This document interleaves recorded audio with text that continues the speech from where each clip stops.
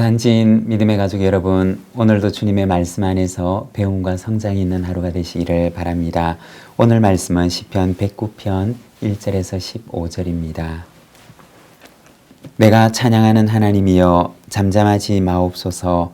그들이 악한 입과 거짓된 입을 열어 나를 치며 속이는 혀로 내게 말하며 또 미워하는 말로 나를 두르고 까닭 없이 나를 공격하였음이니이다.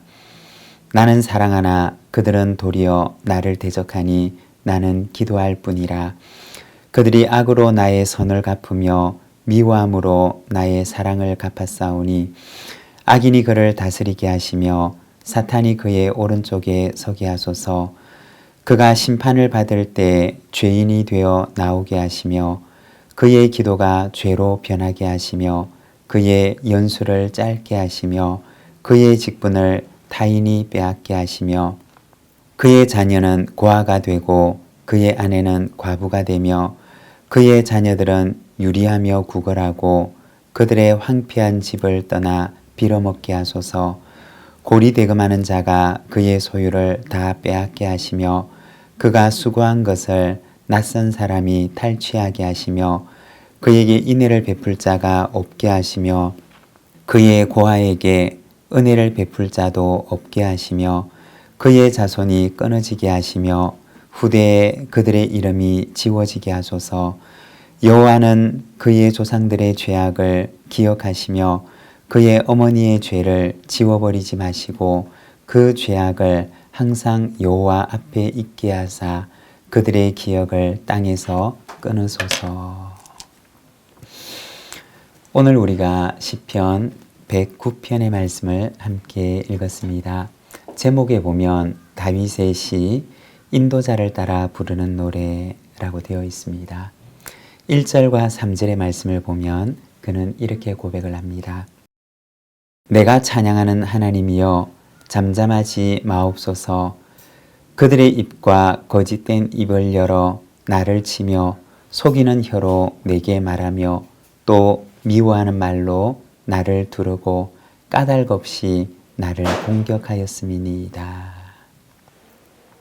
여기 1절에 보면 하나님 잠잠하지 말아 주십시오 라고 단언하는 고백으로 시작을 합니다. 그리고 이어지는 2절과 3절에 보면 그가 처해 있는 상황을 보여주는데 악한 입, 거짓된 혀, 속이는 혀, 미워하는 말로 자신이 공격을 당하고 있음을 말하고 있습니다. 우리가 다윗의 삶을 보게 되면 다윗은 참 무고한 고난을 많이 당했던 사람이었습니다. 블레셋과 전쟁에서 적장이었던 골리앗을 물리치고 나서부터 그의 고난의 여정이 시작됩니다. 백성들의 칭송을 받는 그 순간부터 그는 사울 왕의 미움을 받기 시작했던 것입니다.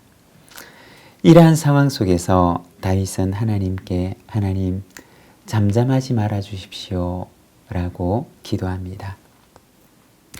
4절의 말씀입니다. 나는 사랑하나 그들은 도리어 나를 대적하니 나는 기도할 뿐이라.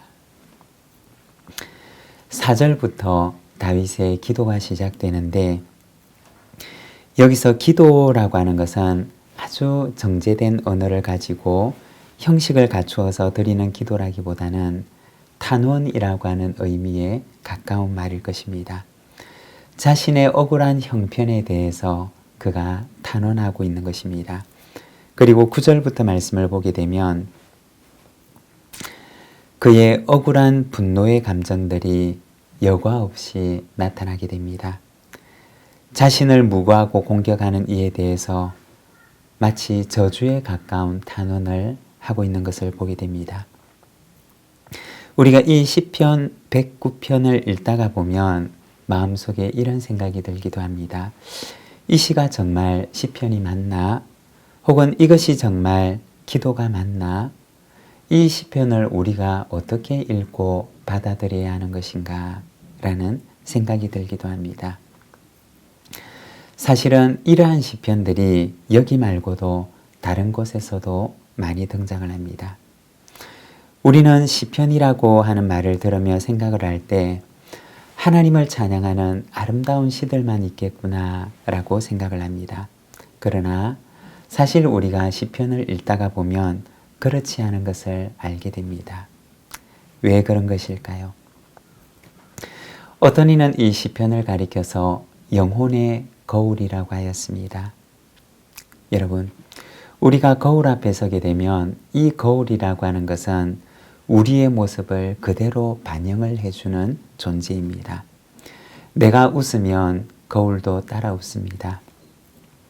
그리고 내가 슬픈 표정을 지으면 거울도 역시 슬픈 표정을 짓습니다. 거울은 내 모습을 있는 그대로 반영하고 있기 때문입니다. 시편이라고 하는 것은 마치 우리의 영혼을 반영해주는 거울과 같은 것입니다. 그래서 시편을 읽다가 보면 그 시편을 기록하고 있는 사람의 영혼의 모습을 우리는 그대로 볼 수가 있는 것입니다. 시편을 기록하고 있는 사람이 기뻐하고 있는지 아니면 슬퍼하고 있는지, 화가 난 상태인지 아니면 지금 감사로 가득해 있는지, 그 사람의 영혼의 모습을 시편은 고스란히 담고 있는 것입니다. 기도라고 하는 것은 무엇이냐? 희노애락의 감정을 가지고 있는 자신의 모습을 있는 그대로 하나님 앞에 가지고 나아가는 것입니다. 있는 그대로의 나의 모습을 가지고 하나님께 나아가서 하나님께서 나에게 하시는 말씀을 듣는 것입니다. 여러분, 나의 감정을 가지고 나를 공격하는 상대를 찾아가는 것이 아니라 그 감정을 가지고 하나님 앞에 나아가는 것, 그것이 바로 기도로 들어가는 길인 것입니다. 그러면 하나님께서 해결해 주시고 거기에서 신앙의 능력이 나타나게 되는 것입니다. 기도는 때로는 상황을 바꾸어 주기도 하지만, 그러나 때로 기도는 나를 바꾸시기도 합니다. 여러분, 기도하는 저와 여러분의 삶이 되시기를 바랍니다. 이러한 억울한 상황 속에서도 하나님께 탄원의 기도를 드리는 것은 하나님께서 공의의 재판관이 되신다라고 하는 믿음 때문입니다.